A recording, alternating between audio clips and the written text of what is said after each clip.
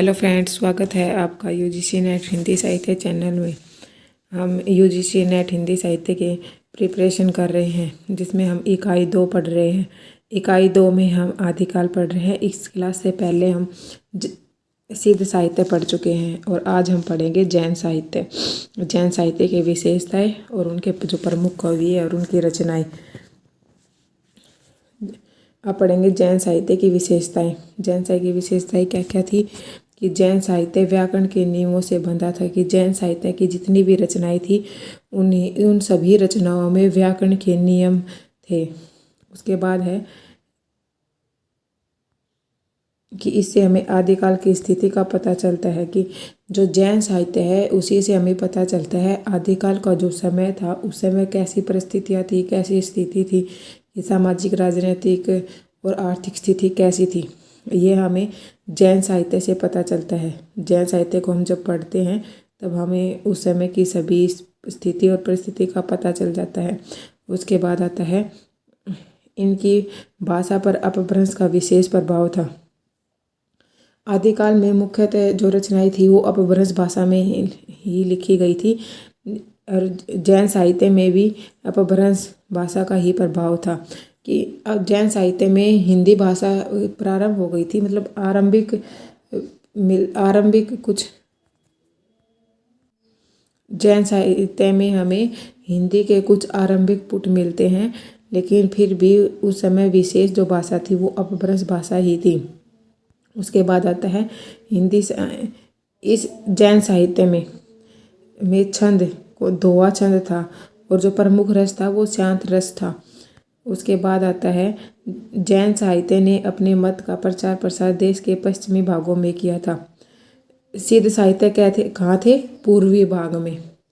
और जो सिद्ध साहित्य थे जब उसमें बहुत सारे दुष्परिणाम आने लग गए थे, उसी से ही जैन साहित्य पनपना शुरू हुआ था। और जैन साहित्य कहाँ पनपा था? पश्चिमी भारत में। उसके बाद है जैन साहित्य में आचार शैली, रास, फागु शैली का प्रयोग हुआ था। जैन साहित्य में इन 3 शैलियों का प्रयोग हुआ था। आचार शैली, रास, फागु, इन तीनों शैलियों का प्रयोग हुआ था। उसके बाद आता है जैन साहित्य में वैष्णव अवतारों की कथा को रास शैली में पदबद्ध किया गया था। कि जो रास शैली थी जैन साहित्य में, जो रास शैली थी उसको किसमें? वैष्णव अवतारों में पदबद्ध किया गया था। उसके बाद जो अगली विशेषता आती है वो है जैन साहित्य के ग्रंथ व सामग्री आदिकाल में सबसे अधिक मात्रा में प्राप्त हुई है। कि आदिकाल में जितने भी ग्रंथ प्राप्त हुए हैं उनमें से जैन साहित्य सबसे अधिक प्राप्त हुआ है। उसके बाद है जैन साहित्य के प्राचीनतम भाग आगम के नाम से जाने जाते हैं। इन आगम की संख्या 46 मानी जाती है। कि जैन साहित्य के जो प्राचीनतम भाग हैं जो पाए गए थे या पाए जाते हैं उनको जैन साहित्य नाम से भी जाना जाता है और आगम नाम से भी जाना जाता है। और उनकी संख्या कितनी है? 46 मानी जाती है। अब हम आगे पढ़ेंगे जैन कवि एवं उनकी रचनाएं। जैन कवियों में सबसे पहले आते हैं स्वयंभू। स्वयंभू का जन्म कब हुआ था? 783 ईस्वी में। उनके पिता का क्या नाम था? मारुत देवी। माता क्या स्वयंभू की माता का क्या नाम था? पद्मनी। और पुत्र का तिरुभुवन और उनकी पत्नी का अमृतास्या। और उनकी भाषा क्या थी? अपभ्रंश। उनके बाद आती है उनकी रचनाएं। स्वयंभू की कौन कौन सी रचनाएं थी? स्वयंभू की पहली रचना थी पयुमचरु। यह एक महाकाव्य है जो पदचरित नाम से भी जाना जाता है। कि जो पयुमचरु है वो एक महाकाव्य है और उसका जो दूसरा नाम है वो है पदचरित। जो स्वयंभू की जो पयुमचरु जो रचना है वो राम कथा पर आधारित है। यह एक अपूर्ण ग्रंथ है जिसको पूरा किसने किया था? उनके पुत्र तिरुभुवन ने। उसके बाद इनकी जो दूसरी रचना आती है वो है ऋठमणिचरु। यह ग्रंथ हरिवंश पुराण के नाम से भी जाना जाता है। यह भी राम कथा पर आधारित है। कि ऋठमणिचरु का दूसरा नाम क्या है? हरिवंश पुराण। और जो पयुम चरुत है वह भी राम कथा पर आधारित है, और जो रिट नेमी चरु है वह भी राम कथा पर आधारित है। उनकी दो अगली जो रचना है वो है स्वयंभू छंद। जो तीसरी जो रचना है वो है स्वयंभू की जो तीसरी रचना है वो है स्वयंभू छंद। यह एक काव्य शास्त्र ग्रंथ है। कैसा ग्रंथ है? काव्य शास्त्र। इनकी जो दो पहली रचना है वो राम कथा पर आधारित है।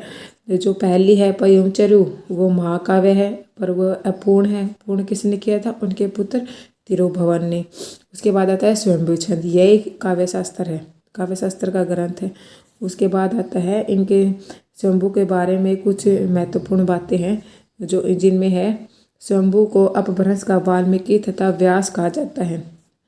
ये इम्पोर्टेंट टॉपिक है कि स्वयंभू को अपभ्रंश भाषा का वाल्मीकि तथा व्यास कहा जाता है। उसके बाद दूसरा आता है डॉक्टर भयाणी ने इन्हें अपभ्रंश का कालिदास कहा है। उसके बाद जो अगला जो टॉपिक है वो है इन्होंने अपनी भाषा को देसी भाषा कहा है। इनकी भाषा थी अपभ्रंश, और अपनी उन्हें स्वयंभू ने अपनी अपभ्रंश भाषा को देसी भाषा कहा है। और ये मोस्ट इम्पोर्टेंट टॉपिक है, बात है स्वयंभू के बारे में कि राम कुमार वर्मा ने स्वयंभू को हिंदी का प्रथम कवि माना है। स्वयंभू को प्रथम कवि किसने माना है? राम कुमार वर्मा ने हिंदी का प्रथम कवि माना है। हमने सीधे साहित्य में पढ़ा था कि सरहप्पा को किसने प्रथम कवि माना था? राहुल सांस्कृत्यायन ने। उसके बाद जो जैन कवि पहले नंबर पे थे स्वयंभू, उसके बाद दूसरे नंबर पे है पुष्यदंत। पुष्यदंत का जन्म कब हुआ था? 1972 ईस्वी में। इनके पिता का क्या नाम था? केशव भट्ट। और इनकी माता का क्या नाम था? मुग्धा देवी। इनकी भाषा क्या थी? अपभ्रंश। पुष्यदंत की भाषा अपभ्रंश। और किन के आश्रय में रहते थे ये? कृष्णराज तृतीय के आश्रय में रहते थे पुष्यदंत। इन्होंने अपने आप को कुछ उपाधियाँ दी थी, वो है अभिमान मेरु, काव्य रत्नाकर, कवि कुल तिलक। ये जो उपाधियाँ हैं पुष्यदंत ने स्वयं को दी थी।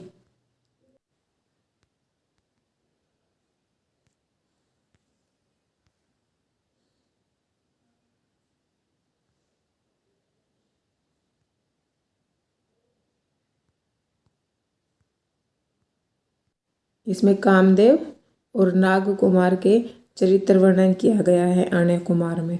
अब है पुष्यदंत से संबंधित अन्य महत्वपूर्ण तथ्य।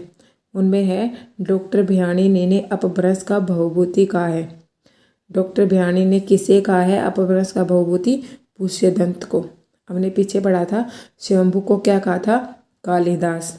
उसके बाद आता है आचार्य रामचंद्र शुक्ल ने इनके दो और ग्रंथ का उल्लेख किया है अपने ग्रंथ में। जो आचार्य रामचंद्र शुक्ल का जो ग्रंथ है उसमें पुष्यदंत के दो अन्य ग्रंथ का भी उन्होंने उल्लेख किया है, जिसमें इन पुष्यदंत का जो पहला ग्रंथ है वो है आदि पुराण और दूसरा है उत्तर पुराण। अब अगला जो है टॉपिक है वो है शिव सिंह सेंगर ने इन्हें भाखा की जड़ कहा है। शिव सिंह सेंगर ने किसे भाखा की जड़ कहा है? पुष्यदंत को। अब अगला है ये मूलतः शैव थे, परंतु बाद में अपने आश्रयदाता के अनुरोध से जैन बन गए थे। ये पहले तो शैव थे, पर ये जैन कब बने थे कि जिनके आश्रय में ये रहते थे उनके अनुरोध से, उनके कहने पर ये जैन बन गए थे। इन्हें अपभ्रंश का वेदव्यास आदि कवि भी कहा जाता है। पुष्यदंत को अपभ्रंश का वेदव्यास और आदि कवि भी कहा जाता है। अब पुष्यदंत के बाद जो तीसरे नंबर पे जो कवि आते हैं वो है देवसेन। देवसेन का जन्म कब हुआ था? 10वीं सदी में। भाषा क्या थी? प्राकृत। और इनकी जो प्रमुख जो रचनाएं हैं, पहली जो रचना है वो है श्रवाकाचार। श्रवाकाचार की का समय क्या है? 933 ईस्वी। इसमें 250 दोहों में श्रावक धर्म का वर्णन किया गया है। और श्रावक धर्म का वर्णन है, इसी कारण इसका नाम श्रावकाचार पड़ा है। इसमें कितने दोहे हैं? 250 दोहे हैं। इस ग्रंथ की रचना दोहा छंद में हुई है। 250 दोहे हैं तो दोहे छंद में ही इसका। और जो देवसेन की सुराग का जो रचना है उसको डॉक्टर नगेंद्र ने इसे हिंदी की प्रथम रचना माना है। किसे? श्राव का चार को। श्राव का चार की रचना है देवसेन की। इसको प्रथम किसने माना है? डॉक्टर नगेंद्र ने। उसके बाद उनकी जो दूसरी रचना है वो है न्याय चक्कर, जिसे लघु न्याय चक्कर भी नाम से भी जाना जाता है। उनकी जो तीसरी जो रचना है वो है बृहद न्याय चक्कर। यह मूलतः दोहा छंद में लिखा गया है और अपभ्रंश भाषा में, किंतु बाद में शुंभकर्ण के कहने से माइलधवल से इसे गाथाबद्ध प्राकृत में कर दिया गया था। गाथाबद्ध किसने किया था इसे? माइलधवल ने। पहले ये अपभ्रंश भाषा में थी, गाथाबद्ध नाम से किस भाषा में थी? प्राकृत भाषा में। उसके बाद इनकी रचना है दर्शनसार। देवसेन ने अपने ग्रंथ में जैन धर्म के अनेक संघों की उत्पत्ति लिखी है और उसे जैनाभास नाम दिया है। इनकी जो रचना है दर्शनसार, उसमें उन्होंने कि जैन धर्म के संघों थे उनकी उत्पत्ति कैसे हुई है, ये इन सब के बारे में उन्होंने अपने ग्रंथ दर्शनसार में बताया है। और उनका जो अन्य नाम दिया है वो है जैनाभास नाम दिया था। इनकी जो अन्य ग्रंथ हैं वो है आराधनासार, तत्वसार, भाव संग्रह, सावेधम दोहा। अन्य जो कवि है वो है धनपाल। धनपाल का जन्म कब हुआ था? 10वीं सदी में। पिता का क्या नाम था? मातेश्वर, माता धनश्री। धनपाल की भाषा क्या थी? अपभ्रंश। उपाधि क्या मिली थी इन्हें? सरस्वती की। किसने दी थी? राजा मुंज ने। और इनकी रचना क्या थी? भविष्यत कहा। कब? 10वीं सदी में। इसको हम ध्यान कैसे रखेंगे? भविष्यत कहा कि भविष्य के लिए हम सबसे पहले क्या जोड़ना चाहते हैं? धन, कि हमारे पास धन इकट्ठा हो जाए। तो धनपाल भविष्यत कहा कब की है? 10वीं सदी में। और जो भविष्यत कहा है उसका संपादन डॉक्टर याकोबी ने किया था। भविष्यत कथा का संपादन किसने किया था? डॉक्टर याकोबी ने। इसमें जगपुर के नगर भविष्यत कथा जो रचना है उसमें गजपुर के नगर सेठ धनपति के पुत्र भविष्यत दत्त की लोक कथा वर्णित है। इस रचना में किसका वर्णन है? भविष्य दत्त। किसका पुत्र है? धनपति का। उसके बाद है इस कथा के माध्यम से कवि ने बहुविवाह के दुष्परिणाम के साथ साथ साध्वी और कुटिल स्त्री का अंतर प्रकट किया है कि बहुविवाह का क्या दुष्परिणाम होते हैं और उसके बाद साध्वी और कुटिल स्त्री में क्या अंतर होते हैं, वो भविष्यत कहा रचना में बताया गया है। भविष्यत कहा अपभ्रंश का प्रथम काव्य है। अपभ्रंश का प्रथम प्रबंध काव्य है। कौन सी रचना है? भविष्यत कहा। धनपाल के बाद अगले जो जैन कवि आते हैं वो है हेमचंद्र। हेमचंद्र का जन्म कब हुआ था? 1145 ईस्वी में। कहाँ? गुजरात में हुआ था। इनकी मृत्यु कब हुई थी? 1231 ईस्वी को मानी जाती है। हेमचंद्र का मूल नाम क्या था? चंगदेव। हेमचंद्र की भाषा क्या थी? प्राकृत और संस्कृत। इनके पिता का क्या नाम था? चाचदेव। माता का पाहिनी। ये किनके आश्रय में रहते थे? राजा सिद्धराजा के आश्रय में रहते थे। इनका उपनाम क्या था? सोमचंद्र।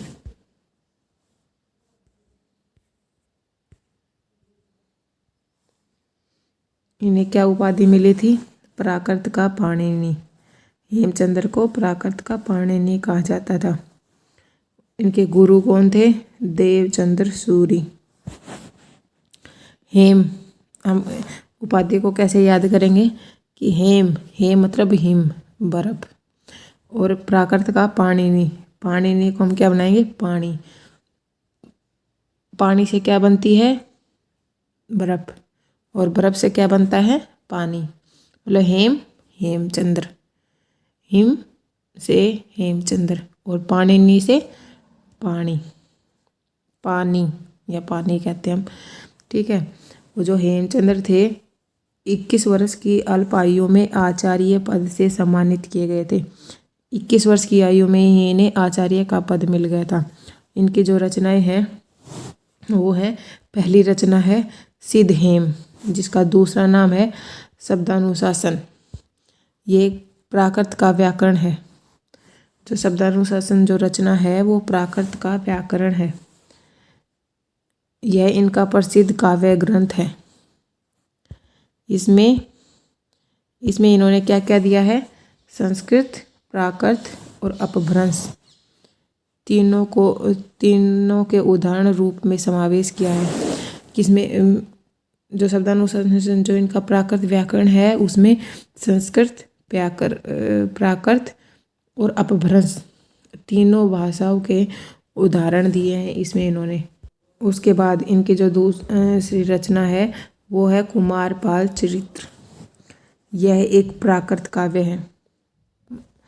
इसमें अपभ्रंश के पद भी रखे गए हैं कि प्राकृत भाषा का काव्य है और अपभ्रंश के कुछ पद मिलते हैं।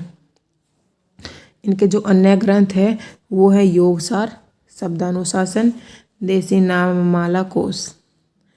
अब हम हेमचंद्र के जितने भी ग्रंथ हैं उनको कैसे याद करेंगे? उनको हम ट्रिक से, मैं आपको एक ट्रिक बताती हूँ। हिम क्या होती है? बर्फ। जब कोई इंसान बर्फ में दब जाता है तो वो क्या सीख लेता है? अनुशासन। पहले वो क्या सीखता है? शब्दों का अनुशासन करना सीखता है। फिर कुमार, एक अच्छा कुमार बन जाता है। कुमारपाल चरित्र मतलब एक अच्छा आदमी बन जाता है, अच्छा कुमार बन जाता है। एक अच्छा कुमार बनेगा तो वो सबसे पहले अपने शरीर पे ध्यान देगा, उसके लिए वह योग करेगा। ठीक। योग करने के बाद वह पहले शब्दों का अनुशासन सीखता है, फिर छंदों का अनुशासन सीख लेता है। उसके बाद अपने देश के नाम की माला जपने लग जाता है। ठीक है। उसके बाद जो जैन कवि में जो अगले कवि आते हैं वो हैं अब्दुल रहमान।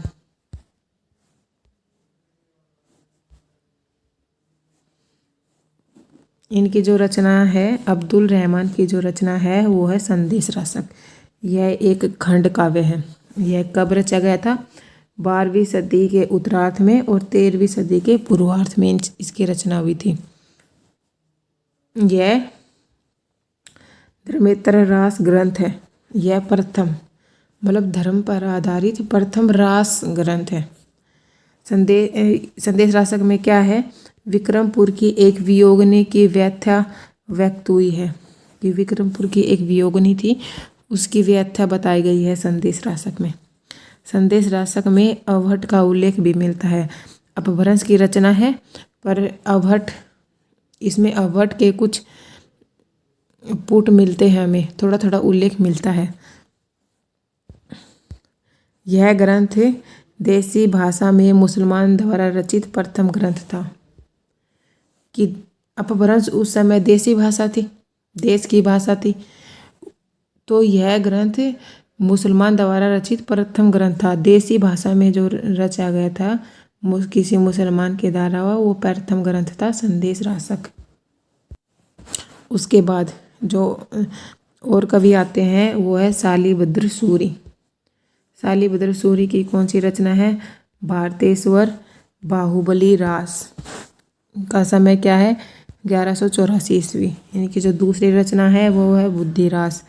जो शालिभद्र सूरी की जो तीसरी रचना है वो पंच पल्लव रास 1253 ईस्वी में। इसे पंच पांडव रास भी मिलता है किसी किसी बुक में इसका नाम। अब इनको कैसे याद करेंगे?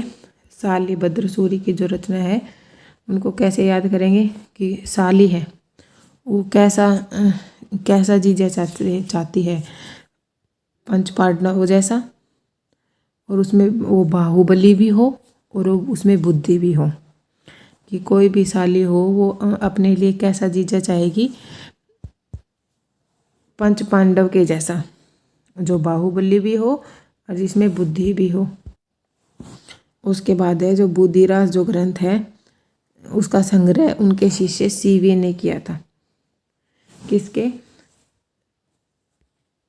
शालिभद्र के जो शिष्य थे सीवी, उन्होंने इसका संग्रह किया था बुद्धिरास का। भारतेश्वर बाहुबली रास 205 छंदों में रचित खंड काव्य है। जो भारतेश्वर बाहुबली रास है उसमें 205 छंद है और यह एक खंड काव्य है। और भारतेश्वर बाहुबली जो रास है उसका संपादन किसने किया था? मुनि जिन विजय ने किया था, भारतेश्वर बाहुबली के रास। अब हम पढ़ेंगे आगे जो अन्य जो जैन कवि हैं वो और उनकी रचनाएं। अब तक हमने जो पढ़े थे वो थे जो प्रमुख जैन कवि थे, वो उनकी रचनाएं और उनकी रचना के बारे में कुछ महत्वपूर्ण तथ्य थे जो हमने पढ़े। अब हम पढ़ेंगे अन्य जैन कवि और उनकी रचनाएं। उनमें अन्य जैन कवियों में सबसे पहले आता है जिनदत्त सूरी।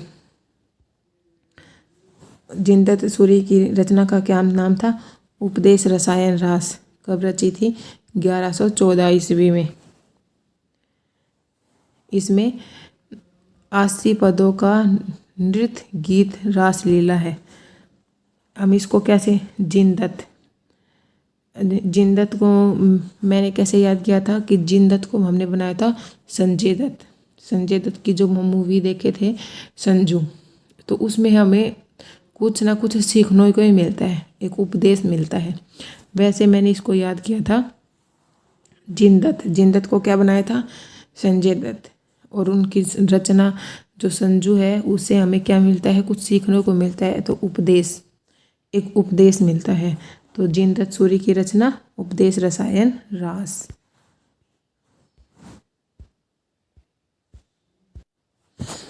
उसके बाद जो अन्य कवि है उनमें आता है विजयसेन सूरी की रचना है रेवंतगिरी रास 1231 ईस्वी में। इसमें जैन जो तीर्थ है रेवंतगिरी और तीर्थकर नेमिनाथ की प्रतिमा का महत्व वर्णित है कि विजय प्राप्त करने के लिए हम कहाँ जाते हैं? रेवंतगिरी।